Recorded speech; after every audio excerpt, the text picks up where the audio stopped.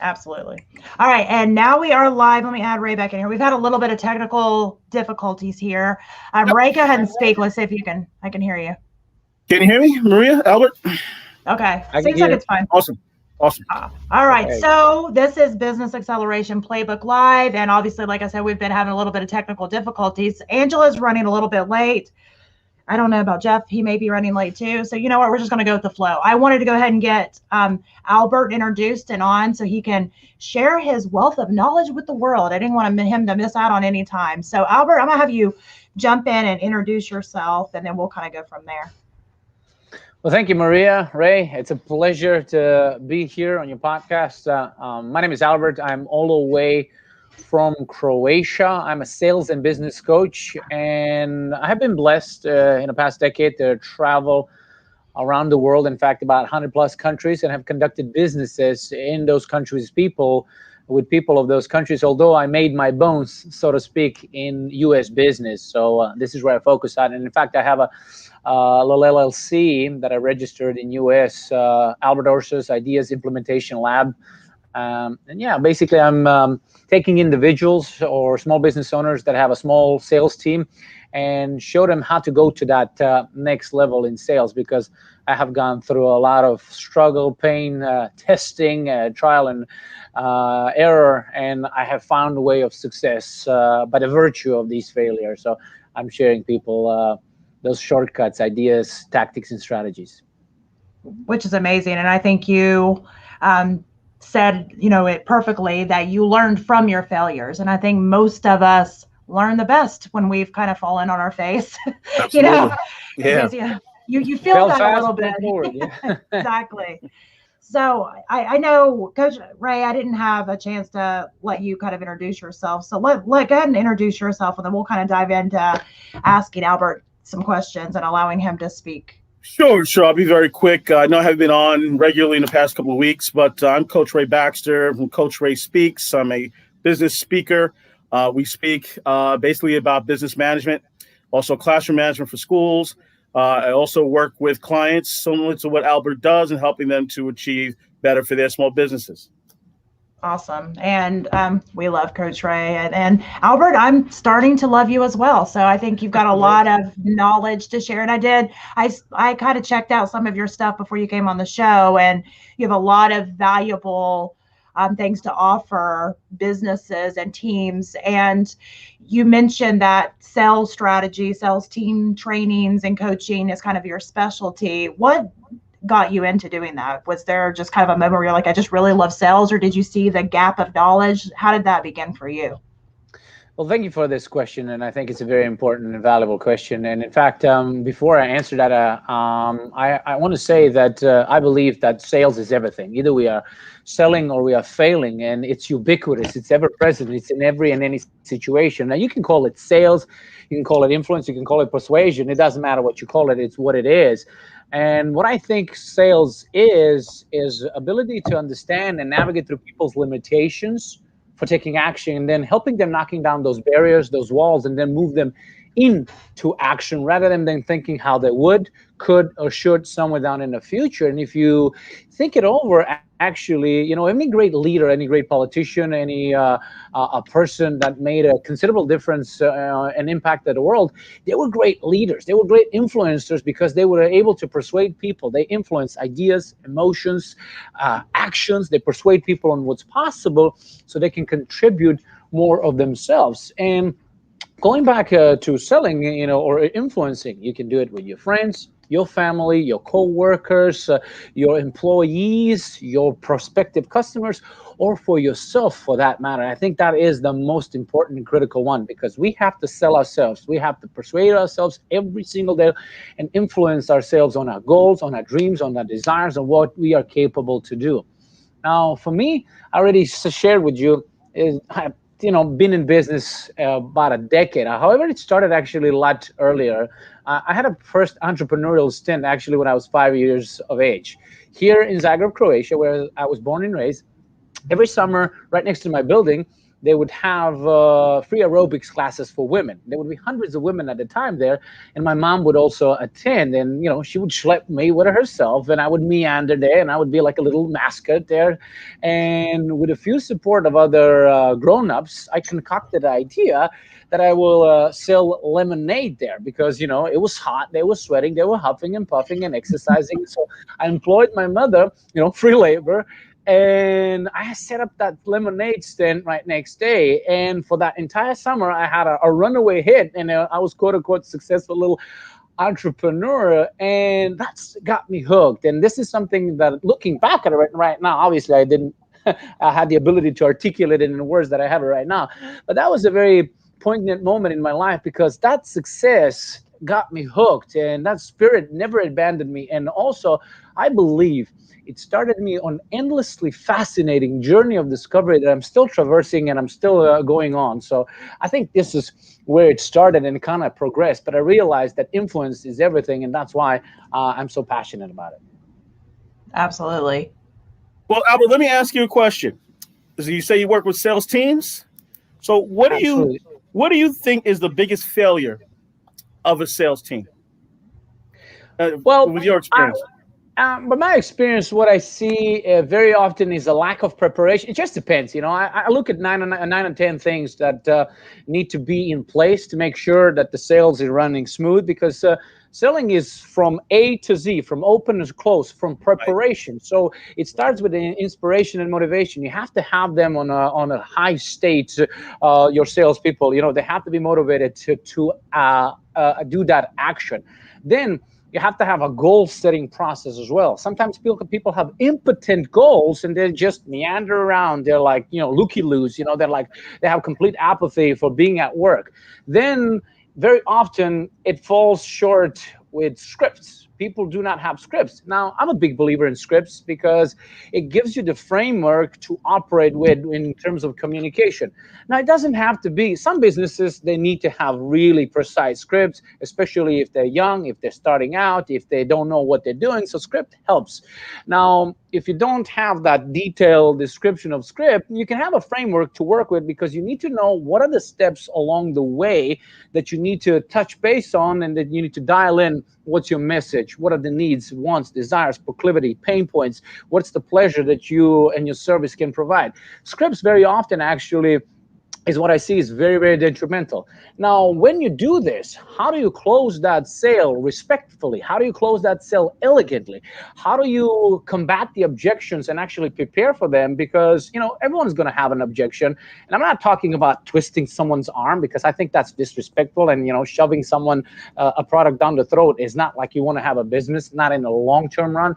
But how do you navigate through those objections? And how do you present it in a manner that is most compelling to that other person to take action? And then when you have them to say yes, how do you over deliver? How do you referral prospect? How do you make sure that they go out to their friends and family members and tell all about you, your service, your company, and all of your people, how you are great, and you have an influx of business that will actually then be coming by the virtue of you being excellent. And then also, sometimes people fall short on not having a good sales management. Now, if you have a goal that you have for the team, let's say just arbitrary numbers so we have easier math. If you have $100,000 for the month, for the year, it doesn't really matter. Have 100,000. How do you break it down in bite-sized chunks? How do you measure it along the way? Because you can't really manage what you can't measure. And sometimes people are like, just, they let off the reins and let's see what's going to happen. They just wing it. So you have to have that gauge, and you have to have complete control over it, because if you don't, obviously, highly unlikely is you're going to achieve that goal. So these are the elements that I look into, and then I see where is the acumen on that in the current business model, where they are in those those pillars, and then we can see which ones we can build immediately to give that 20/80 immediately you get shot in a production, and then how can we then complementary build others around it to support it, and then to go to next level. I hope that explains it. Okay. Yeah, absolutely. So do you find that, and I know my opinions on it and from studies I've read, but do you find that a lot of salespeople are kind of missing the mark on making their sales script by not putting some emotional type of sales pieces in there to really tie in the emotion of the product or the service to the person that they're talking to's goals? Yeah, I mean, sometimes, and I see it actually, going in each directions. Sometimes they're trying to just, create a script if they have one with all the, hyperbole hype and yo, trust me, believe me, and that is not good. And most often that's a very loose script, obviously. And then they just focus on emotions. And then sometimes they focus only on logic. But I think you need to have a combination of both, because we are emotional people. We make decisions based on emotions. Now, we do not want to feel silly. You don't want to think like, oh my God, I got myself talk into something like, you don't want to make an impulse decision. So you make that decision based on emotion, because even if you are a business person, if you're C-level executive, numbers game will give you an emotion, give you prestige, credibility, get some rewards, but you need to back up that emotion with certain logic. So we make decisions, buying decision based on emotions, but we justify it with logic. And that is that balance that we need to have. And very often I don't see having both of these elements working together hand in hand, which is necessary to have. You don't have that buyer's remorse, then you button up the sale basically like that. I like that. Well, super well put. It's like you coach people in sales or something. Yeah, kind of. That's true. But Albert, how do you control? Okay, you mentioned scripts. How do you control the conversation through a script? Businesses don't normally teach that. They normally say, okay, here's a script. You're looking at the script, but scripts don't often stay the same. You go off script, and people don't know how to sell after that. They don't know how to engage in a conversation. They feel boxed in. Again, a lot of businesses don't teach that. So what do you do to teach the true leaders of a business, which are the people that are on the phones or other people that are in sales? How do you teach them to engage in a conversation so that the sale comes in naturally, organically? It's about the questions, because the script is, it's not about what you say. Obviously it is at some point in the latter stage of sale, you have to present your product, your ideas. But the questions are the most critical components in any type of conversation, because the person that asks questions is the one that leads the conversation. So having that masterful design questions is going to help you lead the conversation, because you'll get to know a person's wants, needs, desires, proclivities, pain points. And then when you are interacting and engaging with it, they're going to like you, they're going to trust you, they will realize that you care. With asking pertinent questions about their dreams, how can you help them with that is actually the foundation. But also, designing the script, what's going to happen after first objection, second objection, third objections, fourth objections. How do you go about it without being forceful, without being intense, how to be elegant, and just predict and expect that's going to happen. Just depends, because some businesses run on one cold close, so to speak, two cold close. Some businesses have a relationship that takes months, that you have to build those relationships to get that high ticket item. So it just depends. There is no one size fits all, but you need to adjust accordingly where the team is right now with the script, with understanding how can they flow naturally, and then going from there and writing it out, or maybe have some notes. Because imagine if you have a movie, a Hollywood big movie without a script. Imagine what kind of movie would you see?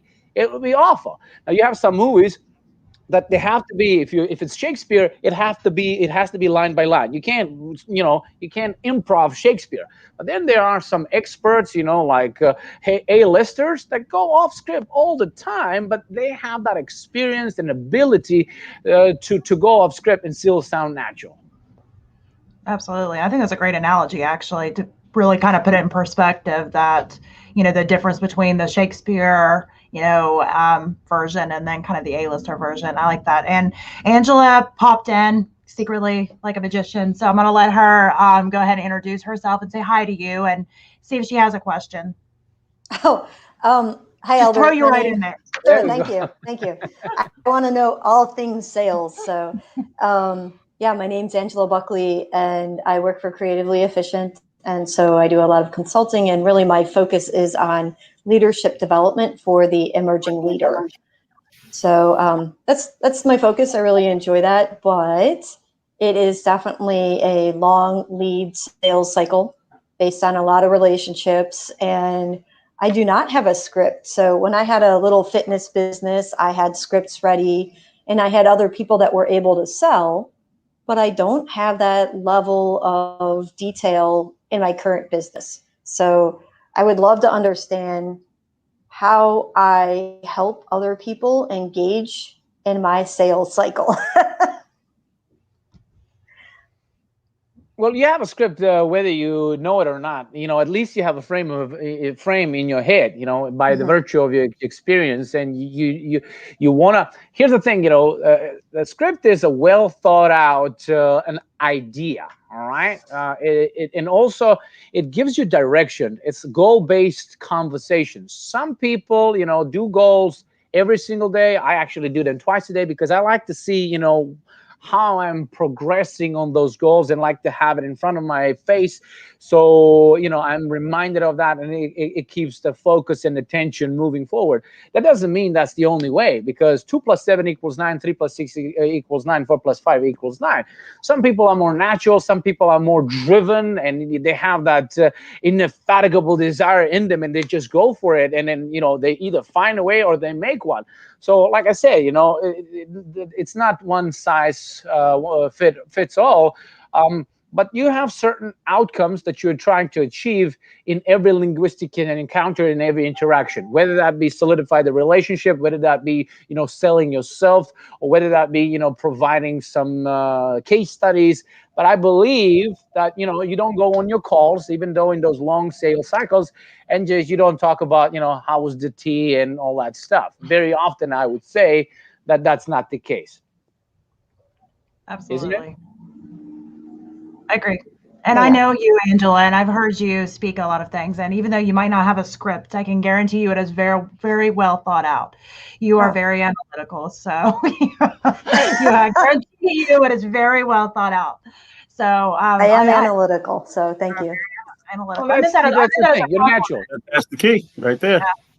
So absolutely. And I like that. And I like the fact that you broke it down in such a way that makes it super easy kind of for anybody to understand. I think there are different ways of coming to making that sales call. And I think the key for me has always been kind of diving into your own personality and not trying to kind of shove a square peg into a round hole. That's something that I've kind of always been passionate about with my own salespeople. Even, if they've got a very outgoing personality, kind of a crazy personality, we'll work with that. If they are more analytical, and we work with that, because I think there's benefits to both, sides. But I think it's really tapping into that specific person's personality and enhancing it. Instead of trying to make it something different. That's always been kind of the key for me. Is that something that you teach, or do you kind of teach opposite to that? I think it's malleable if the question is directed to me. It is malleable. It just depends on what kind of team you're running, what kind of people you're having. But the thing is, what I see very often, with people, with sales team, you have 1 or 2 or 3 guys or gals that are just knocking it out of the park, and they're carrying the load for the entire sales department. The rest are falling back and falling short.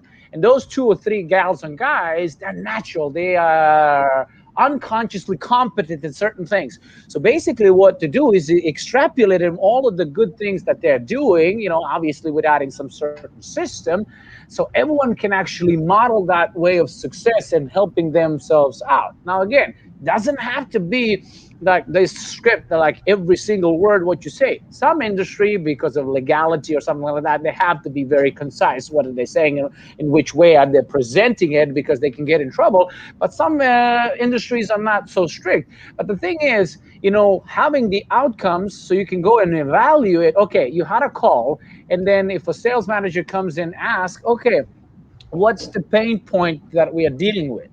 And if a salesperson says, oh, I don't know, or if they assume, which is the worst thing that you can do in sales call, assume, makes an ass of you and me. I don't know if I can say this, but anyway. You can say that. I'm good. So we're on the internet, no censors. No Yeah, sensors. so knowing what are the goals? Okay, did we find out, where is this person right now on this path? Why they need? Who are they dealing with right now? What is the experience that they're having so far? What would be ideal outcome that they have? Can they make that decision? Can they make that decision by themselves? What is the pain that they had in the past so far by using this product or service or not having it? What's the potential pain that they will have if they don't change? And then what's the pleasure that they think they would feel if they have that change in their life by the virtue of your product or service? Knowing these kind of things in a conversation helps. And then it's just you setting goals, and you can evaluate afterwards and say, okay, oh, I did this, I asked this, oh, I didn't ask this, maybe it was this part. So if you don't have it and you have people winging it, then very often the results are not fabulous. Like, for example, Angela, you're probably a natural person in doing that, and you would be probably one of those 10-20% people that are knocking it out of the park in a sales organization. Now, we want to have entire organization be at least close to you, and that comes with inventing some type of script and having those goals that they need to achieve in that conversation. Absolutely. Thank you for that compliment. I'm not sure it's valid, but she's like, I'm glowing now. I know. Hey, right? I saw the smile. I saw the smile on her face. It's a glowing kind of day, but well, thank you for being humble. But you being here is a testament that you are, because you're doing it. I'm learning. I'm still learning, right, Maria? It's always everything's learning. It's a learning We're all process. learning. And I wanted to say something that I appreciate you say that, and this is one of the big failures that I see in individuals in sales force as well, is but not to understand that it's a never-ending journey of discovery. It's a path that is always under construction, a road that you always have to build. And in fact, what I see very often is successful salespeople get to be complacent. They get to be too big in their head. They rest on their laurels. And they become soft because they're like, oh my God, I'm good for next 6 months. I filled my quota. And that's the issue that I see. You always constantly need to seek a way how to grow, move that target. What's the next goal? And in fact, the worst thing about it is when they are in that wonderful state of mind, when you're like in power, I'm like, I just, knocked it out of the park and I finished my year 6 months earlier. Use that energy, leverage it, and go in it. And you're going to, quadruple your sales because you have that power, you have that confidence, certainty, clarity, conviction, you have that enthusiasm, and you transfer that, because at the end of the day, sales on the conceptual level is transfer of emotion. And this is what I often see, with good people knocking out of the park, is they're like, oh, that's good enough. And they don't have those goals that excites them, and they don't move that target to the next level. We talk in leadership development about the difference between persistent and consistent, right? So you might be that first person who gets there in 6 months, and maybe you're very persistent in hitting your goal, but consistent is where the money really is, right? So being able to attain excellence, that's kind of exciting. It's fun falling in love, right? It's meeting the new, it's chasing. But now, can you maintain it? And that's not something that is natural to our culture, really. In the United States, we're a lot more about the chase than we are about the maintain. So learning how to get there and stay there is really a challenge for people. It's not just excellent game, it's about game excellence. Yep. Sometimes I just, we need a little course correction and a little bit of someone to hold us accountable. Very often it helps. It does. Teamwork makes it worthwhile sometimes, right? And it's okay to take a break and then get back at it. But it's not okay to quit. There's a difference. Absolutely. 100%.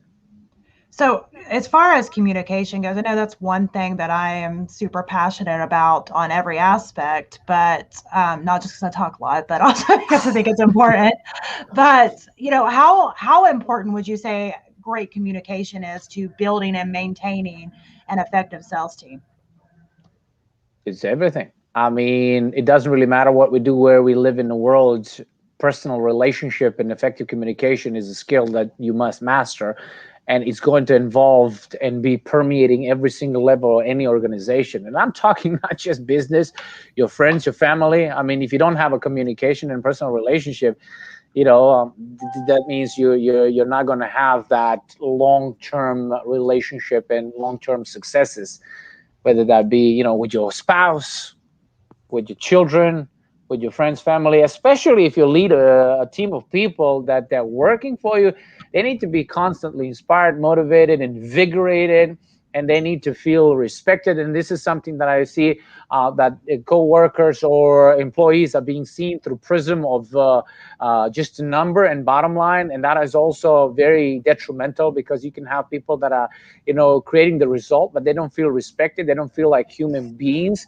And then, sooner or later, they're going to migrate somewhere else, or they're just going to start oozing and exuding that energy. Someone said it many years ago. I don't remember who, but I fervently believe that is so true, is that you need to treat your employees like they are your best customer, because at the end of the day, they are. Because how you treat them, this is how they're going to treat your customers and clients. So absolutely, personal relationship is important, and especially communication.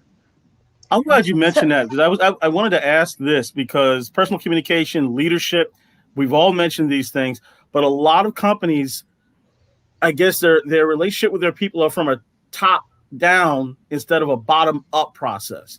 And if I'm a sales leader in an organization, quote unquote, because I have a position, and I have my customer service reps or sales reps on the bottom, they're the true leaders of the group, of the team. How do I, in fact, motivate? How do I lead that team? Or how do I get them to realize that they're the true leaders? And what should I do as a business owner, let's say, to get them to feel that way? But just communicate it. I think that's a very valid point, because it often happens.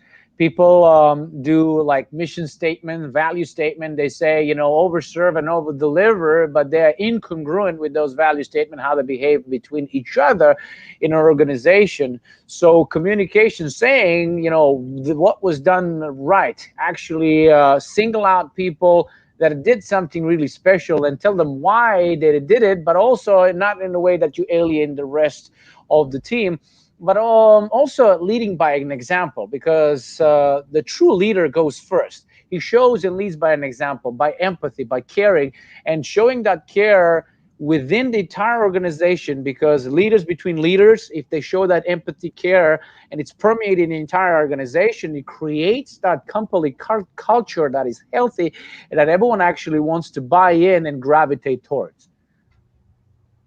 Absolutely. And before Coach asked, Angela, looked like you were getting ready to ask a question too. Well, yeah, but now we got onto a different topic, so it's all good.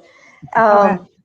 I was wondering about, how do you find the right words that resonate with your audience? Like, what do you do to sort of dip your toe?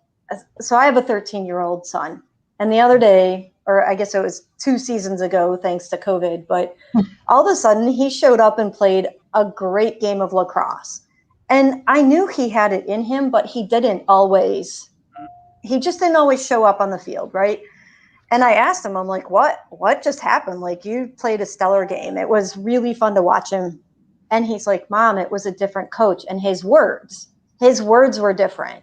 And he just loved this guy. It was a substitute guy. And I guess he was very, very positive. I heard none of the words, but one day, one person shows up and you see a completely different performance from a child. It's no different, I believe, with our adults. But how do we find those right words without alienating in the process, pivoting? What are the little things? Do you have any sort of techniques for that?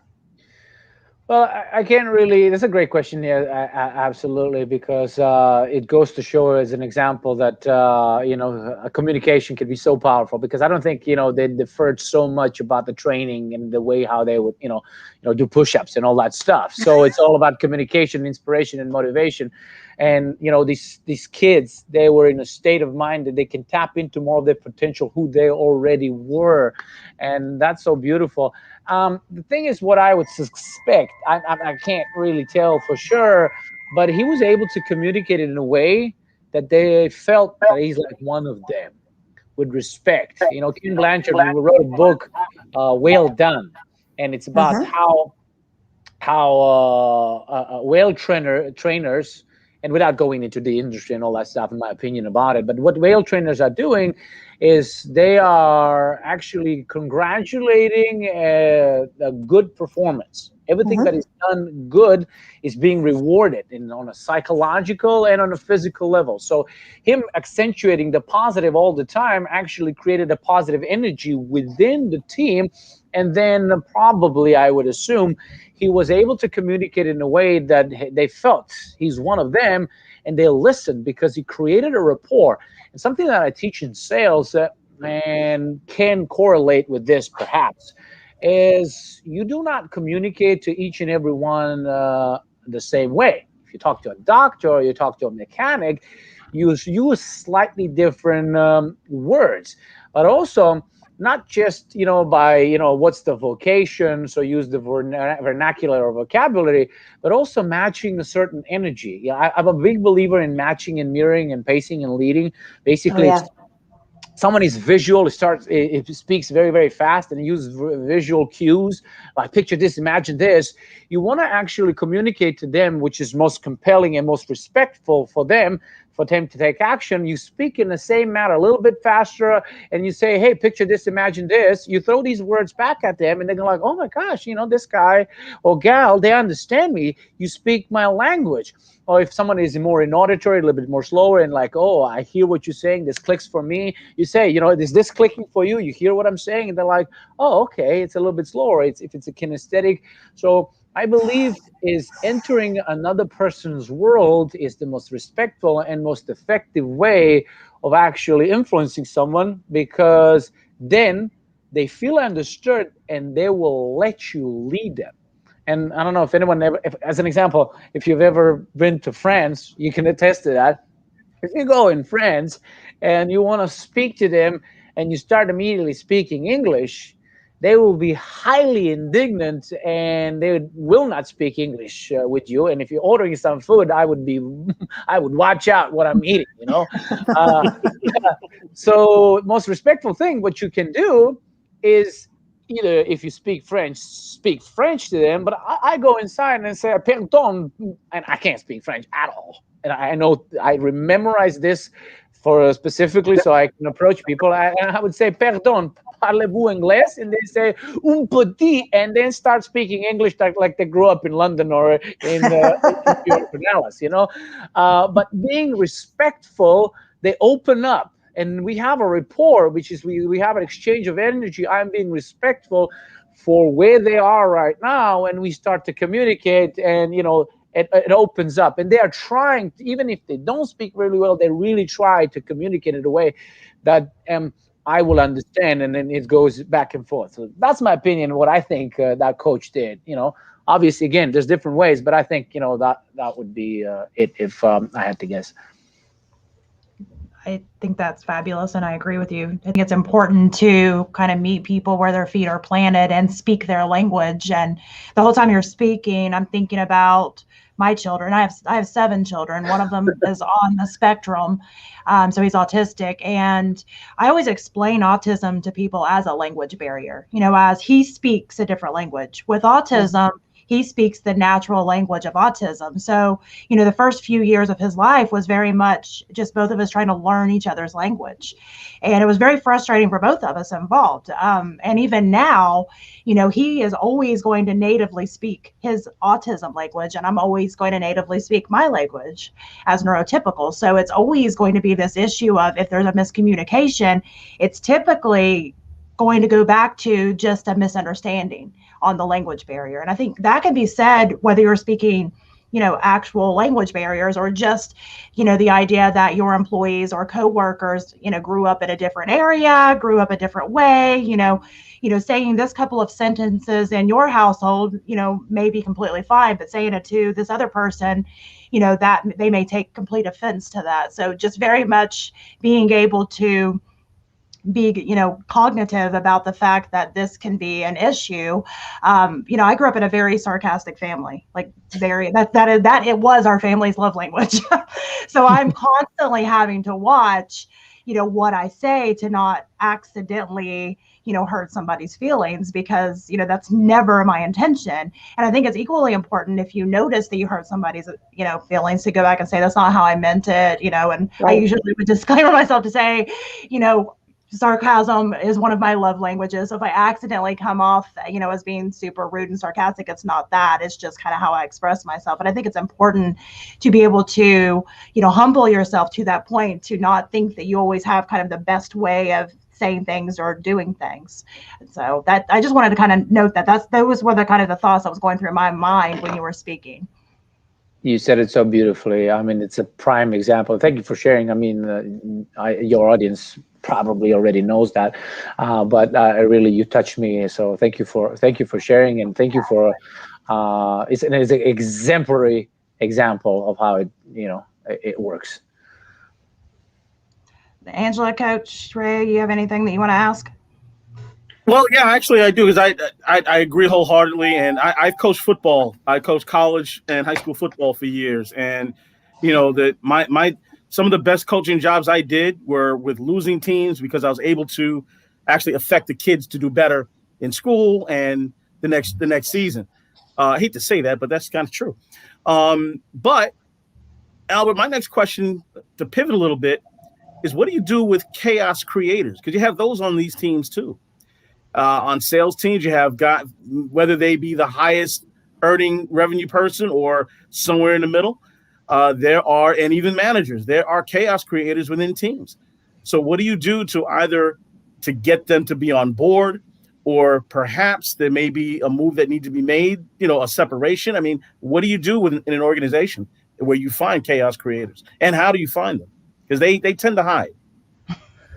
I mean, that's a really important question. I think it's about being able to evaluate who is contributing what. And I think any type of organization, if you go out in the trenches, people will tell you. People know who's doing what, and people know who is having which kind of impact on the team, who's negative, who's creating chaos. And even if they're a higher performer, I believe, and I suggest always, you need to evaluate, the pros and cons. It's just like a balance sheet, and see, what is it that you're getting and what is it that you're losing. And you have to look at it in a way in terms of long-term relationship. Because if someone has that stinking thinking, they're creating chaos in the organization, it's insidious.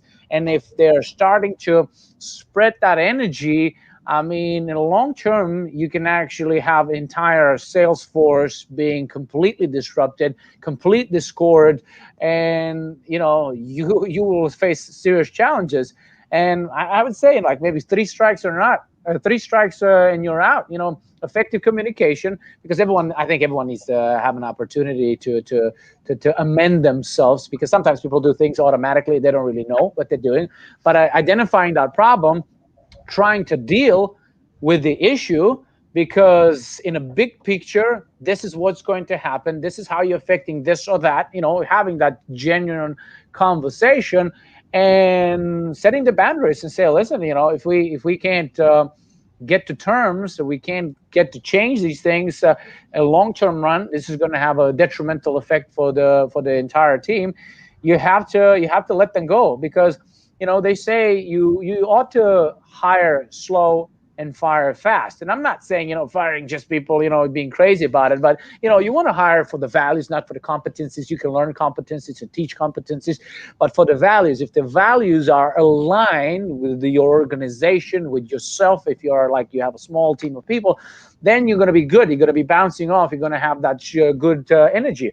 Now, if you already inherited, these employees, and or you just learn that this is how it ought to be done, you have to reevaluate it. I think it's in business and life, we all constantly need to reevaluate where we are and what we do. It doesn't matter if it's an activity or is it an employee. We need to see how is this activity or employee contributing to long-term success of my life, of the company, of the organization, and then you have to deal with it, and you have to have that strength and draw a line in the sand, I should say, and then if that line is crossed, then you have to do it, because at the end of the day, energy is everything, and I believe in sales as well.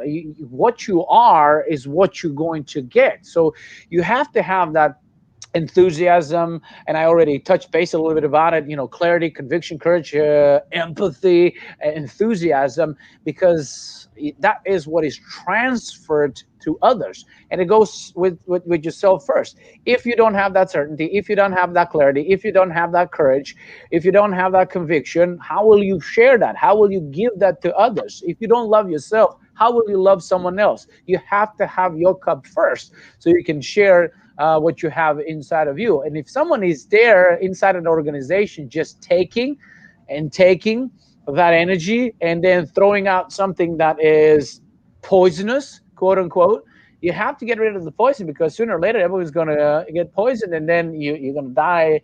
Metaphorically, your business will die, and then a lot of pain and struggle you will have to go to get back where you were. I call it cancer. Absolutely. Right? Like that toxic personality is very cancerous to an organization, and it can be slow growth, but it can dominate when you least expect it, right? Like it's very difficult to deal with. Sometimes the quiet, right? The person, you were saying, Ray, sometimes you don't always see it, or they're a high performer.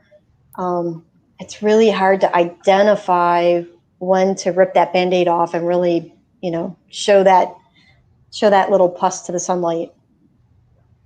Absolutely. But I think it's the best thing for everybody involved, not only the business that they're in now, but honestly, sometimes these toxic people are toxic in this specific environment, but you move them to another environment and they flourish because they're just it's not the right fit. They're not in the right spot. And I've seen that happen. Mm-hmm. And I think that's important. Like if somebody feels that one of their, team members or staff, is very toxic, a lot of times the best thing that they can do is kind of set them free from that situation. It, relieves the business they're in at the time from that toxicity and allows that person to kind of go out and find their fit. Because I believe everybody has a fit.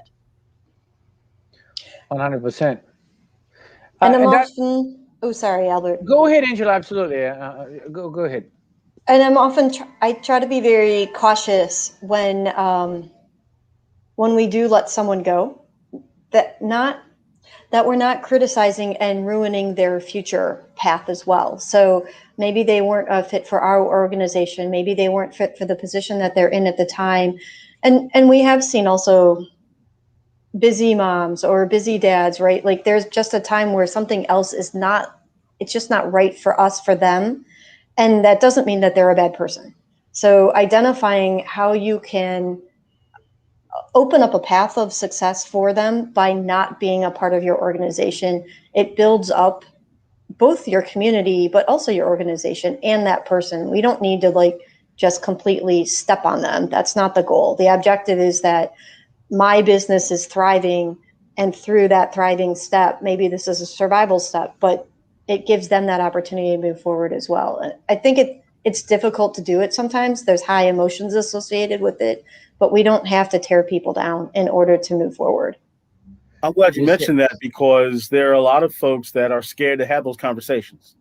Yes, they're not easy. I'm not going to say that I learned how to do this when I was 20. I made plenty of mistakes in my life, unfortunately, and I apologize for them, but I've learned school of hard knocks. Yeah. You said it so beautifully, and that's a great example. Maybe it's just someone is too busy, inundated with certain different activities in their life that are not complementary to the mission and to the business that they're conducting. And it doesn't mean they're a bad person. It's just that they're not right fit for this time in this organization. And that comes into knowing their values and their goals and helping them designing those goals, because if they're aligned, then, you're on the same path. If the path goes differently, there's nothing wrong. You just have different values and different path. And what you said, and I really love that, is, you want to deal with this respectfully in a really nice, elegant manner, because not only that you are not going to crush this person, which you don't want to do, but also you are leading by an example and showing your entire organization, showing your entire team that you are respecting everyone, even those that are not fit for this organization. And that is that example where people then say, wow, I want to aspire to be like that. And I want to be with this kind of organization, because, we all have our thoughts, like even the person that is being cut, they're treated with such care and respect and grace. I mean, it paints a picture. People do not associate with negativity. Very seldom that happens, and especially if you see your peer is getting cut and treated like they are pawns come, you're like, what's going to happen? Am I next? And am I next? Is this going to happen to me, in a couple months and all that? But if it's, handled with care and with tact, they feel a little bit safer. They feel a little bit more at home, and they would go tomorrow and go with more zest and more gusto and say, you know what, these people care. I should care more even for them, Yeah. Absolutely agree. You said it well. Thank you. I appreciate it. Now call a spade a spade. I was going to say, it's a glowing kind of day, so thank you. Oh, well. I give credit where credit is due. Well, we had sunshine this morning. It's the first day we've had around here without a bunch of clouds. And so we started out with a nice warm sun glow, and I guess it's just going to keep going on. It's good to start your week on a high note. In Croatia, without us going and digressing into full weather conversations, but in Croatia here right now, really nice weather for the last few days, and I'm very grateful, even though it actually now hinders me into going ice baths that I really enjoyed. It was cold. It was like 20 Fahrenheit, which is like minus in Celsius, and you go to those ice baths. I like that. Very healthy. I love them, but I don't know. I lived in Europe for a long time, so that's a good deal. It tends to be cold sometimes. Once in a while. Yep. I do not enjoy the cold. So there's me neither. I like the sun. I'm the one that as soon as the sun comes out, I'm like the plants, and I'm just like opening toward the sun. Like, yes, finally. I do not enjoy winter. I'm ready for it to be over. And I hate shoveling, so that answers for me. Oh, yeah, shoveling. I don't think there's a person alive that's going to say, hey, I enjoy shoveling. That's awesome. So as far as kind of taking these same concepts, I know a lot of the things we've been talking about, I think it's been sounding a lot like a large team. So what if we kind of like brought this down to like a super small business? Because obviously there's a lot of small businesses out there and entrepreneurs that have been struggling, especially from 2020. I know that's like a bad word now, but I just went ahead and said it anyway, from, the pandemic and everything changing, and it's still kind of there lingering. What is the advice for a small team? I know a lot of these things obviously can be interchangeable, but as far as somebody that maybe doesn't have a sales team but is looking to develop a sales team, what are some kind of 1, 2, 3 steps to be able to start out right? Because obviously it's better to kind of start out correctly than it is to kind of rewind and try to fix the issues. Absolutely. Great question. First of all, I'm just going to note something that, again, it's not really positive, but we need to be aware. According to Washington Post, in 2021, 49% of small businesses in U.S. will go under, which means 51%. But they're not going to thrive. They're going to survive. Not all of them. There's going to be a very small amount. They're going to be profitable. So, you want to avoid that, being in that 1 out of 2 small businesses. Obviously, we can see how the business landscape is looking right now. But what I would suggest, number one, and this is something that I see very often with business owners or leaders in a business, when the going is tough, what they do is they see where they can cut the cost. And what they look at first is they look at sales and marketing, whether that be, solopreneur or small team, doesn't matter. They look at sales and marketing because this is where most of the money normally goes to, and these people are paid the most, and they start cutting on sales and marketing, which is the exact opposite that they ought to be doing, because sales and marketing is the lifeblood of any business, And think about it as an analogy. If you get sick, would you take out your heart and say, hey, well, we're going to put this on the side until we get better? No, that's the exact opposite. You need that heart to pump all the good nutrients to clean up the mess. Now, some people would say, okay, Albert, I get it, sales and marketing, but marketing costs money, and, I don't have a lot to invest. And I get it. Now, ideally, marketing doesn't cost money. Ideally, marketing is an investment. You put $1, you get at least $1 back. You get a customer or 2 or 3 or 4 or 5. Now, if people had that patted down, obviously they wouldn't be wondering and asking those questions themselves. They wouldn't be in a trouble or in that area of concern. So what I suggest then, at this time, maybe not focusing on marketing. This is something that should be revisited later because you need to know your marketing. But then double, triple, and quadruple down on sales. So you have to have that, whether that be sales of 1 or sales of 4 or sales of 7. You have to make sure that you understand your process of sale and have something that is holistic. And then sometimes people trying to figure out that by themselves, and they read a book here, they watch a free YouTube video here, and then they read another book over here, and then maybe they buy a course from someone who is that hyper niche influencer that shows you how to get more sales with smoldering look or effective handshake, and and I see this. It's been bastardized to all over Facebook. It's my smoldering look right there, Maria. Yeah, like, hey, that's going to get you more sales. I mean, okay, maybe that's one aspect. Where are the other 99,000 elements that you have to align? So learning a system that can show you from open to close, how to prepare, how to motivate, how to open a presentation, how to control it with conversation, how to close the sale, how to handle rebuttals, how to create referrals, how to over-deliver. So having a system, it doesn't really matter. I would always suggest learn from someone. If you have a person in your company or your friend or neighbor that has a system, but it's important that it's a system, because with a system, with a predictable set of action, you get basically the same result.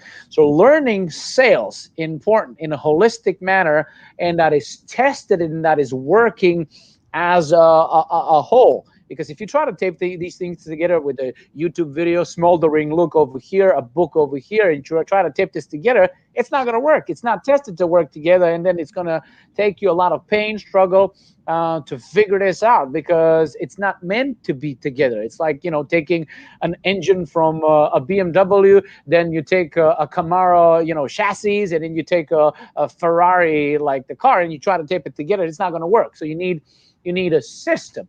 And then when you get healthy revenue stream, when you start getting that money into your business, then you can actually start thinking, how can you take those assets and relocating them somewhere where you can leverage a little bit more? And that is learning marketing, hiring a marketing expert to show you how to get on that next level.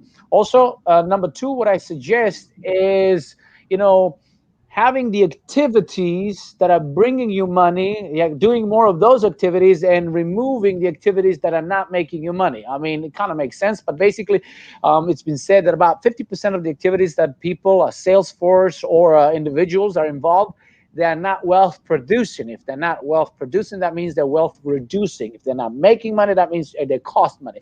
So going as well, again, to the balance sheet process, being very open, being very truthful to yourself without justifying them. You take a balance sheet, you write down on all the cons. You write down all of the activities that are not making you money. Am I here? Okay, that are not making you money. And do not justify it. If it's like, I do not know sales, just write it down. Don't justify it why. Don't say, oh, I've never had time, I didn't have the money or the energy. Not knowing sales, not knowing marketing, partying too much. Maybe it's like oversleeping, Netflixing, write down all of those activities that are negative, and conversely, then you write down all of the activities that are positive, that are making you money, right? And then identifying the top 20% of the activities that you have in your business that is making you the most amount of money. The good old Pareto principle, 20-80 rule. And then when you identify those, well, basically you want to do more of those. I mean, I know it's a profound knowledge, but actually how to create time for that is going back to that, your wealth reducing activities, and actually see where you can transform certain things. But what is more important is to create a not to do list. Because same as having insidious cancer people in your organization, it's the same with your activities. You can do a lot of things right. You can have 1 or 2 or 3 things that are completely cancerous, that are very detrimental, that can set you back or even destroy you. So having a not to do list is probably more important than even to-do list. And find those detrimental activities that you do and commit wholeheartedly and fully that you're not going to do them. And then you take that time, or whatever that time is, an hour or 2 or 3, and you move it into that time of 20-80. Probably is going to be sales, marketing, and networking. You know, those are the commonalities. And third, what I always do suggest is check your pricing. And another second thing that I see with small businesses, you know, when the going is tough, or the individuals, is what they do. First thing, you know, they cut the cost of sales and marketing. Second thing, invariably, is they start to reduce the price point. And you do not want to do that, obviously, because if you start reducing price points, you're reducing the margins. If you reduce the margins, obviously, you're losing profits. And then you go again and again, and you start starving your business, and you literally kill that business. You do not want to do that. Now, if you have all of the processes in place, if you know how to get engaged, involve your people, how to over deliver, and it appears that you're attracting best talent, or you are one, if you're a solopreneur, you are reducing all of the, you know, wealth reducing activities, and you find a way how to over deliver, you want to increase your price points. And sometimes people ask me, Albert, you know, increasing my price points, that's scary. I mean, going bankrupt is even scarier. Now, you can't just increase the price point. You need to be able to actually increase the perceived value that you're giving. And that, you know, goes by the virtue of maybe adding some bonuses, you know, in interest of time, and we'll not go deep into it, but increasing the price points and over delivering will actually give you that healthy revenue stream. You're going to actually increase the value of the existing client platform that you have. And, you know, that basically would be the three things that I would suggest. And just for the last one that I think I wanted to just add, I feel that the piece is missing, is you do not want to cheapen that experience. You know, you want to attract customers, you want to attract clients that they look the best, because you are, and you're striving to be the best, and they are willing to pay for that.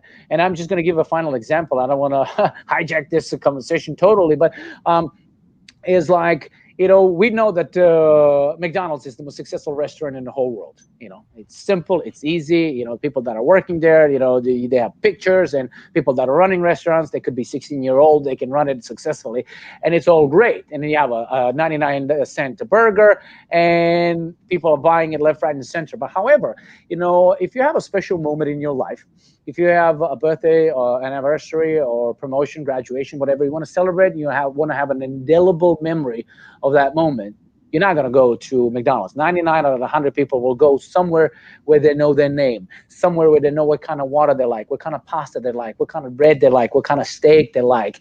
And they're going to pay 10, 20, 50, 100,000, 2,000 times more, and you will be singing about it. You will be happy about it. You're going to tell all of your friends and family, because you have a personal relationship, you have an experience, and you will be willing to pay more money for that. And basically, that would be the three takeaways that I would suggest a solopreneur or a small business owner to help.